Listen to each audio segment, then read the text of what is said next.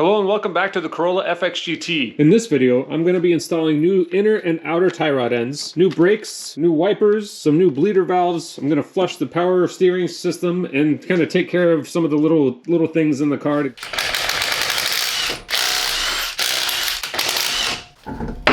Whoa, holy cow, these things are so light.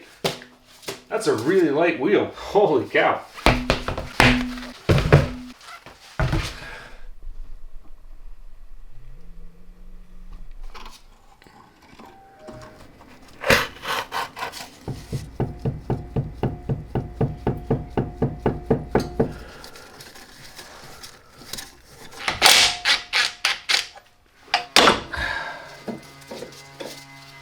So check this out. I had ordered new inner tie rods and outer tie rods and completely forgot that I got a special set from Techno Toy Tuning. I already had these beefcake upgraded inner and outers. Ugh, now I gotta return those, but at least I remembered I had these. So these are gonna take the place of those dinky guys and come down here.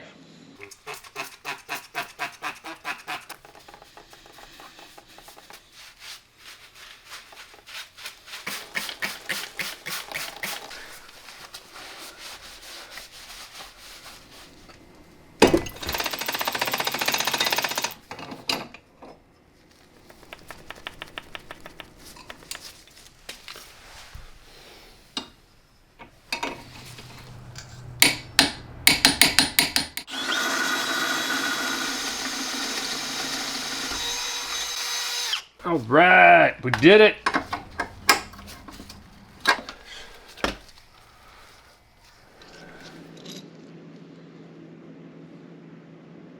The original tie rod inner and outer combo is about 868 grams, while this beefier Techno Toy Tuning inner and outer tie rod combo comes in at 890. Pretty much a wash, except you get much more strength. It's also very pretty to look at.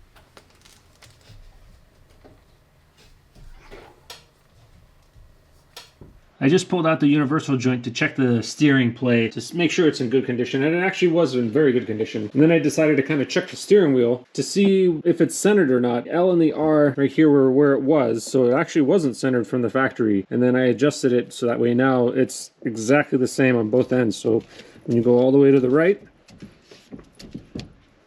the new stop position is here where it was further over. And then going all the way to the left, the new position is here, so it's perfectly in the center, not offset, which means that the car is going to be a much easier alignment deal, and that way it'll be equal on each side. I'm working on the driver's side rear brake, and I noticed that this shock is not working particularly well. In fact, oh, ouch. And here we are in take two, and I should not be able to move this so easily. I tested the other shocks and they're okay, they still work, but this one is just totally blasted. So now I'm conflicted. I want to replace this rear shock, but I'm wondering, is this more urgent to fix or is this more urgent to fix? Because man, I did not notice how many holes this exhaust has. I don't know what I should do first. Which one? Should I do the suspension? Should I do the exhaust? I'm kind of leaning on the side of doing the exhaust, but then there's another layer of, if I'm going to do the exhaust, do I do the complete exhaust, header and everything included, or do I just do the back end of it?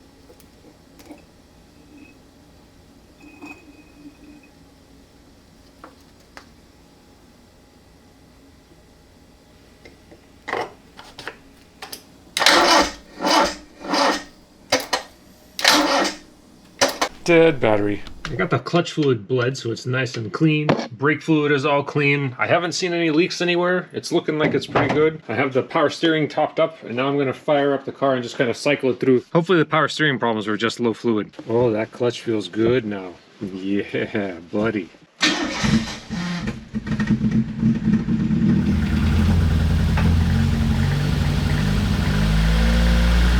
I had to just clear its throat a little bit, you know, it's been sitting for a while.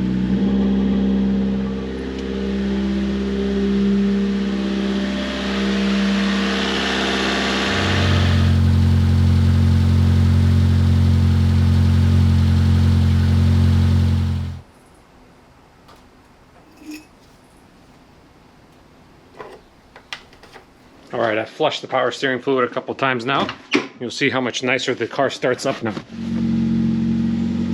Not a whine, not a groan. Power steering is fully functional. You want to hear how rowdy it sounds?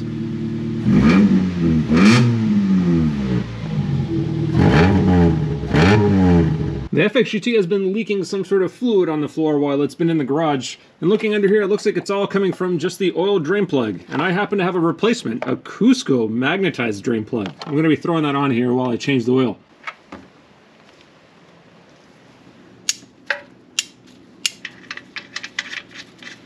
Oh man, that's probably the tightest oil filter I've had to deal with in a long time. That was ridiculous. Drive Joy oil filter. That's pretty cool. I've never seen anything like this guy before. I'm replacing with a genuine Toyota oil filter.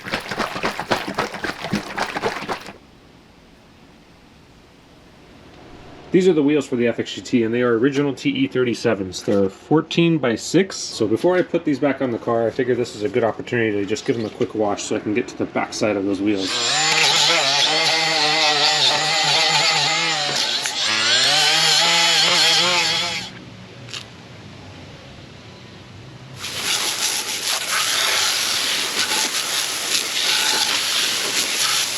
Did you know if you water your TE37s, they'll grow?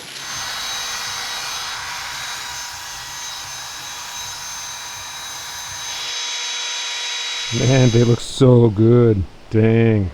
Deep cleaning really did the trick.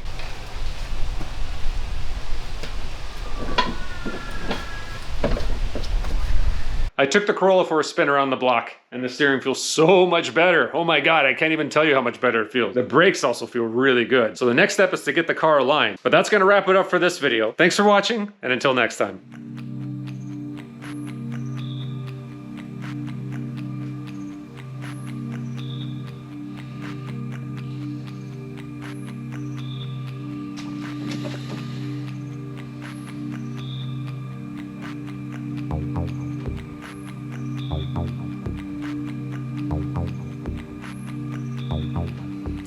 They don't have a specific exhaust for the AE82, but they have it for the AE92, which I suspect I can probably make fit.